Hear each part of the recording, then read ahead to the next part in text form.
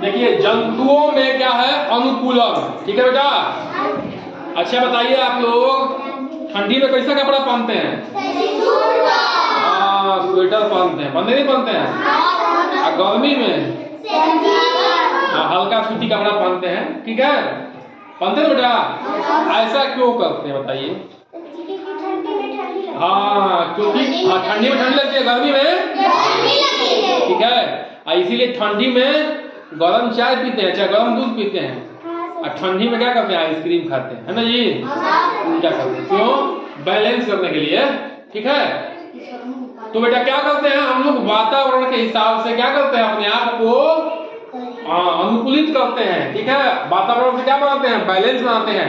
इसी को कहा गया है अनुकूलन। क्या कहा गया है? अनुकूलन। ठीक है, तो जंतु भी क्या करते हैं? उसके हिसाब से, पर्यावरण के हिसाब से अपने आप क्या करते हैं? अनुकूलित करते हैं। लेकिन उनके पास स्वेटर है जी, न गर्म दूध की व्यवस्था, न चाय की व्यवस्था है। तो वो लोग क्या करते हैं? ऐसा स्थान ही ढूंढते हैं जो उनके शरीर के बनावट के हिसाब से हो, शरीर की संरचना के हिसाब से हो। क्योंकि उनके पास तो भाई ना स्वेटर है, ना दूध है गरम, है कि नहीं बताओ? है ना? तो क्या करते हैं? वो ऐसा स्थान ढूंढते हैं कि वहां हम आसानी से रह सकें, है ना? तो देखिए बेटा, कुछ जानवर है जिनको हम थलचर कहते हैं। क्या कहते हैं? और टेरेस्ट्रियल बोलते हैं अंग्रेजी में। ये ऐसे हैं जो केवल जमीन पे रहेंगे, जैसे कुत्ता, बिल्ली। अन्य भी हैं, शेर, चीता, ये सब भी जमीन पे ही रहते हैं। ठीक है, हाथी।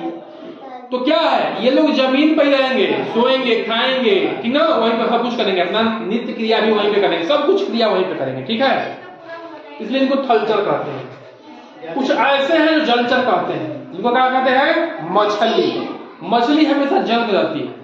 अगर मछली जल की रानी है, जीवन उसका हाथ लगाओगे डर जाएगी, या बाहर निकालोगे ऐसा क्यों कहते हैं? बाहर निकालोगे बेटा तो सर्वाइव नहीं कर पाएगी। उसका जो फेफड़ा है वो हवा में सांस नहीं ले पाता, वो पानी में सांस लेगा। ठीक है ना? तो हवा में सांस नहीं लेगा, उसकी शरीर की ऐसी बनावट है। अब देखिए वो लोग क्या सीखेंगे। हम यहाँ पे भाषण दे रहे हैं, चर्चा कर रहे हैं, वो सुन ही नहीं रहे हैं। गलत बात है, एकदम गलत बात है। इसीलिए आप लोग पीछे हैं, सुनिए ध्यान से। ठीक है, गलत बात। तो क्या है, जब मछली की ऐसी बनावट है कि वो सांस ही नहीं ले पाएगा हवा में, ले पाएगी? इसीलिए बाहर निकालते हो मर जाते। ठीक है ना? और हमारे लिए उल्टा है। हम लोगों को अगर पानी में डुबा दोगे, दूध में डुबाओ तो हम लोग के बोल जाएंगे। क्यों? क्योंकि हमारा फेफड़ा क्या है? हवा में सांस लेता है, पानी में सांस नहीं लेता। जबकि ऑक्सीजन में तो दोनों में है, जल में है, हवा में भी है। लेकिन जल से हमारी जो सिस्टम बना हुआ है फेफड़ा वाला, जल से ऑक्सीजन नहीं निकाल पाता है, हवा से निकाल लेता है। अब मछली का ऐसा सिस्टम बना हुआ है कि वो हवा से नहीं निकाल पाती, लेकिन जल से निकाल लेती है। दोनों को ऑक्सीजन काम है। ठीक है, तो ये ध्यान दो बेटा कि जो जैसी जैसी शरीर की संरचना है, लोग वहां पे अपने हिसाब से रहते हैं, अपने आप को अनुकूलित किए हुए हैं। ठीक है, नवचर कौवा, गौरैया, चील। ठीक है, अब बताओ कौवा, गौरैया, चील के पास अगर आंख ही ना हो तो जी पाएंगे जी? इतने ऐसी जनता है, ऐसी मतलब यहाँ के लोग हैं, चाहे हर जगह वो काट के खा जाएंगे, कोई पकड़ लेगा, कोई पालेगा। ठीक है, कोई उनका चमड़ा उखाड़ के पर्स बनाएगा रहेगा। तो प्रकृति ने हमको जीने के लिए क्या दिया है? कि कहा गया पाक दिया है, कब दौड़ाई तो भागिए। ठीक है, उनके भाग जाओ, है ना?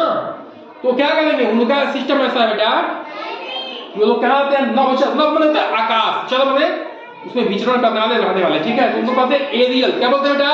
एरियल। ठीक है, तो कौवा, गौरैया, चिड़िया, जितने जितने पक्षी हैं मैक्सिमम। ठीक है, तोता हो गया, है ना? और तो बताइए, और पक्षी बताओ। हाँ गौरैया लिखा है, बगुला। ठीक है, हाँ। तो ये लोग क्या करते हैं? ये लोग क्या करते हैं बेटा? हाँ, नव आकाश में रहते हैं, या मतलब पेड़ पे। हाँ ठीक है, बाजवाल लिखा है। ठीक है, अब उभयचर क्या है? उभयचर में कछुआ है, मेढक है। उभयचर ऐसे प्राणी हैं जिनको एम्फीबियन कहते हैं। ये जमीन पे भी रह लेंगे और पानी में भी रह लेंगे, दोनों जगह सांस ले लेंगे, पानी में घुस के सांस ले लेंगे।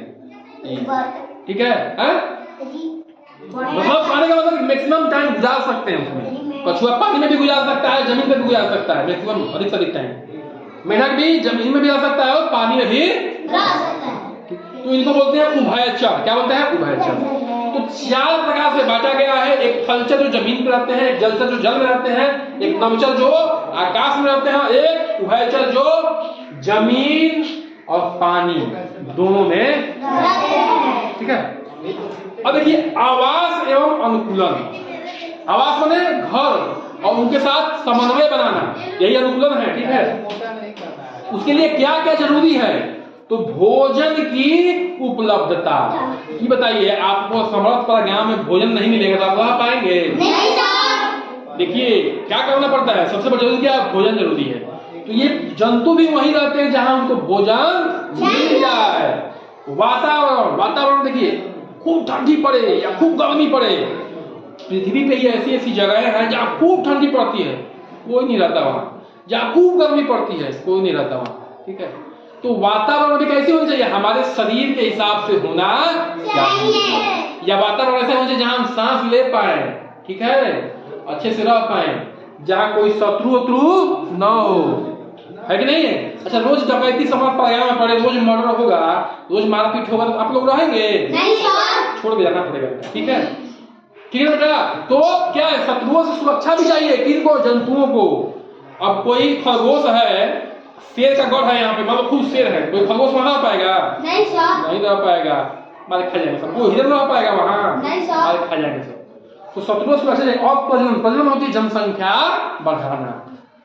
अगर जनसंख्या नहीं बढ़ेगी तो हमारी पीढ़ी एग्जिस्ट नहीं कर पाएगी। देखिए, आपके दादा परदादा होंगे, वो क्या होंगे? अब बूढ़े होके मर जाएंगे। उसके बाद आपके पिताजी का नंबर आएंगे, वो भी बूढ़े होंगे, वो भी मरेंगे। ठीक है।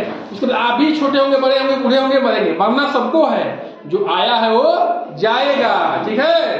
कहते ना कि जो आया है वो जाएगा। ठीक है। साधु संत, ऐसे कुछ है कहावत, साधु संत फकीर है। ठीक है। मतलब सब यहाँ पे सब चीज नश्वर है, जो आया उसको जाना तय। ठीक है बेटा। लेकिन प्रजनन जरूरी है, मतलब जनसंख्या बढ़ाना, आगे वाली पीढ़ी को लाना जरूरी है, तभी जो है हम क्या कर पाएंगे, वहां सरवाइव कर पाएंगे। ठीक है बेटा। चलिए, बहुत बढ़िया चैप्टर था, इसको आप लोग नोट डाउन कर लिया, एक बार किताब पढ़ लीजिए बेटा।